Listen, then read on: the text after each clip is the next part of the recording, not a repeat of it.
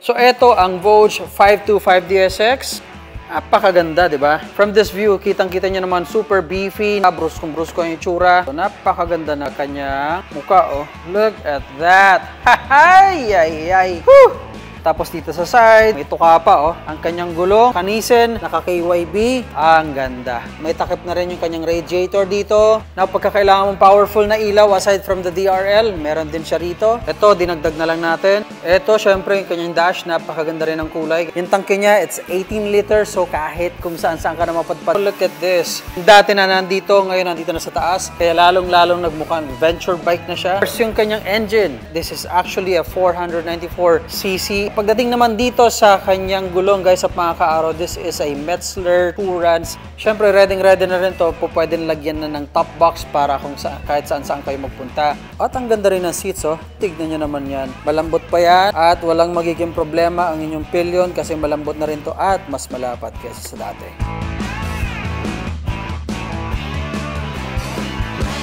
What's up guys? What's up mga ka-araw? Welcome back sa ating channel. Finally, i-reveal na natin yung ating biniling motor. Sabi ko nga sa post ko kagabi, I am very happy dun sa unang nabili natin na motor dito sa Vogue Motorcycle. And kaya naman, pangalawang big bike natin na binili ay mula ulit sa Vogue. As you know, ilang motor ang nagamit natin or na-try natin dito. Ito yung napili ko because of my own reason. Bilang isang tao na medyo nag-age na, kailangan medyo akma sa atin sa pangangailangan natin. Kaya naman, ito ang nakita ko na babagay sa akin. So, let's go!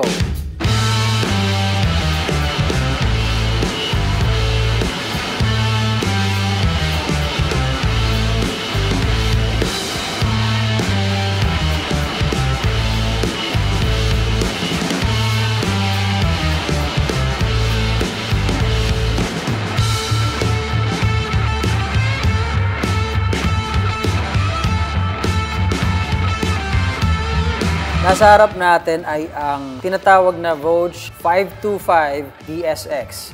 So doon sa mga hindi nakakaalam, ang DSX nila ay line na mga motor nila na pang-adventure. So ito yung mga motor na medyo bulky pero with this time, magaan siya actually kung ikukumpara doon sa dating version nila ng DSX, which is this one. So yan po yung dating version na DSX. This is the 500 DSX. Now, what we have here is a better version niyan. It's enhanced. From what I know, binago na yung chassis nito kaya mas magaan. And then yung mga ibang components, kaya kahit na mas malakas yung engine nito, mas light siya. And therefore, in return, what's gonna happen is mas magiging mas mabilis nito, mas magiging better performance because of that. It's equipped with a lot of good things. Now, etong engine na to, this is called 525. So, this is technically 494cc engine. Kung ikukumpara doon sa dating 500 DSX nila, that's 471. So, it's up by a couple of cc's. Kaya mas malakas to kung ikukumpara doon. This has a power of 53.1 horsepower at the RPM of 8,500.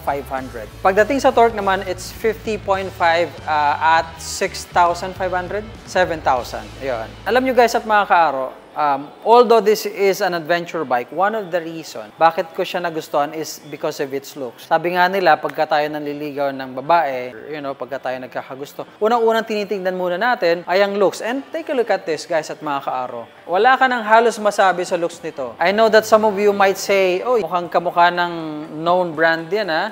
It does look like yung mga branded or yung mga top brands, pero look at it. For me, it has a different personality. This is actually available in two colors. Isang blue, ito ay isang gray. Pero ito yung napili ko because of that reason. Gusto ko may kanya-kanya or meron siyang sariling personality. Look at this, guys at mga ka-aro. Mula dito sa angle nito, I love that it has this beak. Siyempre, yung tuka niya, no? Parang ibon, as you know. Now, pagdating dito sa harap, kitang-kita nyo naman, no? Ang gwapo. I love this beak still. Tapos meron siya nitong kanyang headlight. Actually, i-on natin para makita nyo na, no? Medyo masisilaw lang kayo.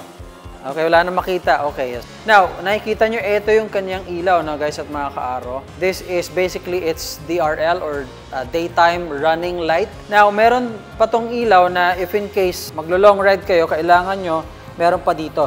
Okay? Ayan, no, mas maliwanag. Alright, so it's available also.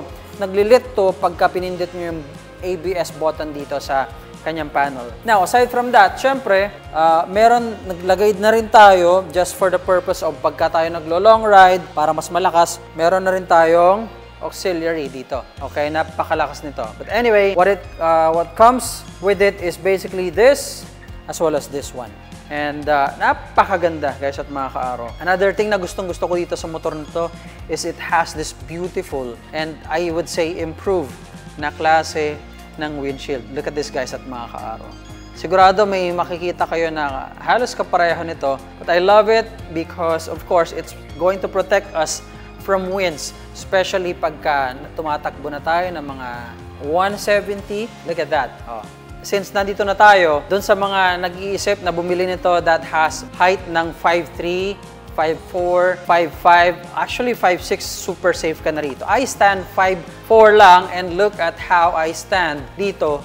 Super comfortable ako with the regular size na sapatos. This is by the way by Global X. Napakaganda rin, guys sa Pakaro. Kung di nyo pa try nyo bumili nito, murang-mura lang. Okay, but anyway, this is how I look with this bike that weighs 195 ba ito? 190 kilograms. Ganito siya. It's an adventure. Napakaganda, guys of mga kaaro. Kahit sa ang angulo, actually, super gustong-gusto ko siya. Pagdating sa design, I love kung gaano nila ginawang gray ito. Etong portion lang na to, not really making the entirety nitong harap niya na gawing gray, na highlight itong part na to because of that. Okay? By the way, isang matutuwa ka dito is that the paint, iba na yung paint dito. No? Napakagandang quality na ng paint ng motor na to. Aside from that, this comes with the Nissin brake caliper dito sa harap. Dalawa yan. Okay? And then of course, may ABS na rin to. Nakikita sa kabila. Siyempre, ang puso nitong motor na to, it's got a Bosch ECU. Kaya, as we know, Bosch, it's a known brand and definitely a very reliable kind of ECU, guys at mga kaaro. Pagdating sa kanyang mga gulong, by the way, this has Metzler. So, wala na tayo masasabi dyan. Metzler yan eh. So, Metzler 2 runs. The front comes in 19, okay? While 17 sa likod, guys at mga kaaro. Kaya, napakaganda nito, nagagamitin, especially it's 2 runs, nagagamitin if you do some off-roading paminsan-minsan. If you ride, you know, palabas-labas ng mga bukid, pwede na to, guys at mga kaaro. Now, isang gustong-gusto ko din dito sa version na to is that yung kanyang tambucho. Ayun o, look at that. Wala dito sa baba, umakyat hanggang dito. Andito na siya ngayon. Dati kasi, yung dating DSX, andito. Mas lalong naging adventure looking siya because of this for me. By the way, pakita nga lang natin yung Mark, pagka ino-on natin. No? So, ito yung kanyang dash.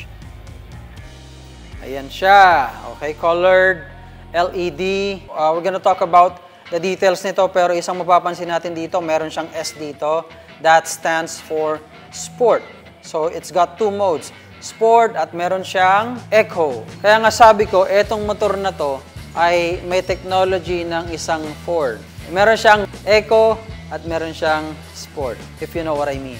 So, ayun na nga, guys at mga kaaro. Since adventure to, it's very nice na magkaroon ka syempre nito. Ang maganda rito, kung dati dun sa Arco na medyo hirap tayo pagka nag-aangkas, this time, we're not gonna have that problem. Kasi nga, ito, meron siyang malaking pillion. Okay, pwede na to. Alright, definitely mas malaki doon sa dati. Yung dati kasi nandito lang yun eh. So, ito mas malapad na. And then, syempre, may place dyan para sumandal yung ating pillion, guys at mga kaaro. Another thing, it's got different, syempre, na leather na ginamit dito. And it is soft. Okay, so that way, hindi masyadong bugbog yung alam niya dito sa part na to. Syempre, dual channel ABS na rin to, kaya wala ka nang irereklamo pa, super safe. And not only that, this bike has TCS na rin, or traction control system.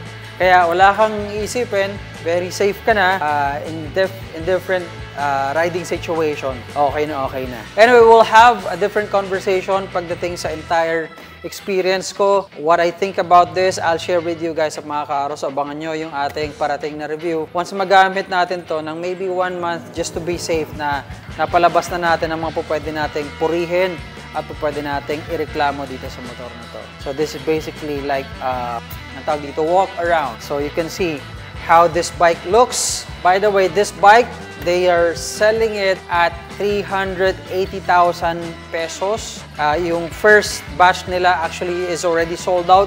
This is included na sa first batch. So nung nalaman ko na maglalabas nga sila dito sa Pilipinas, I said, dapat magkaroon ako nito. And finally, we have it. Finally, papers are ready. Plaka na lang. All good to go. By the way, Euro 5 compliant na pala tong engine na to. Well, anyway, I guess that's it. Thank you so much for watching this video, guys, sa mga ka-aro. If you aren't subscribed yet, make sure you are subscribed para makita nyo yung susunod na video natin ito at review natin and dadalhin natin kung saan-saan tong motor na to. You can ask questions, let me know through the comment section below. Alright? Well, thank you so much for watching, guys, at mga ka-aro. Until next time, ride safe and drive safe all time. Bye for now.